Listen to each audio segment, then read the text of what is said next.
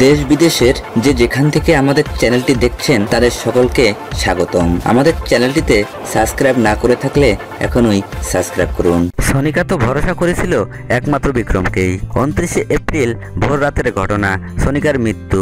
তারপর বেশ কয়েকটা দিন কাটলো। খুব দ্রুত দিন কাটছে। ট্রমা কাটিয়ে দ্রুত স্বাভাবিক জীবনে ফেরার চেষ্টা করছে বিক্রম। পুলিশের কাছে হাজিরাও দিচ্ছে, তদন্ত চলছে। কোন পথে কিভাবে সেটা নিয়ে আজ কথা বলবো না, বরং কথা বলবো অন্য কয়েকটা ইস্যুতে। বিক্রমকে আমি অনেকদিন ধরেই চিনি, আমার খুব ভালো বন্ধু। কিন্তু সোনিকাকে আমি ভালোভাবে চিনতাম না। বিক্রমের টুইটারে ওর আজ সোনিকার কয়েকটা ছবি দেখে জানতে চেয়েছিলাম ওর ব্যাপারে। বিক্রম বলেছিল সোনিকা আমার জীবনের খুব স্পেশাল এক মানুষ, ব্যাস এতটুকুই। বিক্রমের ব্যক্তিগত জীবন নিয়ে আর কৌতূহল দেখায়নি।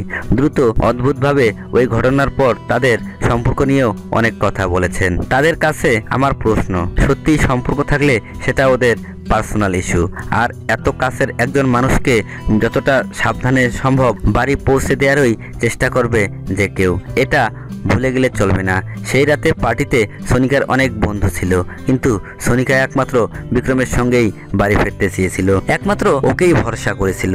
ওই গাড়িতে উঠেছিল সেই ভরসার জায়গা থেকেই। আমি বিক্রমকে যতটা চিনি ও খুব ভালো ড্রাইভ করে, আর যদিও নিজে মনে করতো নেশা করে গাড়ি চালানোর মতো অবস্থায় নেই, তাহলে রিস্কটা নিতই না। অবাক লাগছে দেখে। জাস্টিস ফর সোনিকা এবং ভয়েস অফ বিক্রম, দুটো দলে ভাগ হয়ে গিয়েছে সোশ্যাল ওয়ার্ল্ড। এসব দেখে খুব বিরক্ত বিক্রম।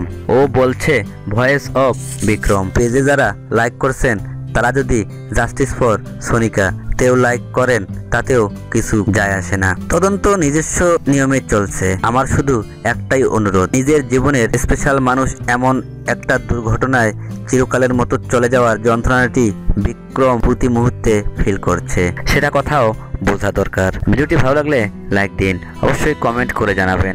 এমন মিডিয়া ভিত্তিক আরও খবর পেতে আমাদের চ্যানেলটিতে সাবস্ক্রাইব না করে থাকলে এখনই সাবস্ক্রাইব করুন। ভালো থাকুন, সুস্থ থাকুন, ধন্যবাদ।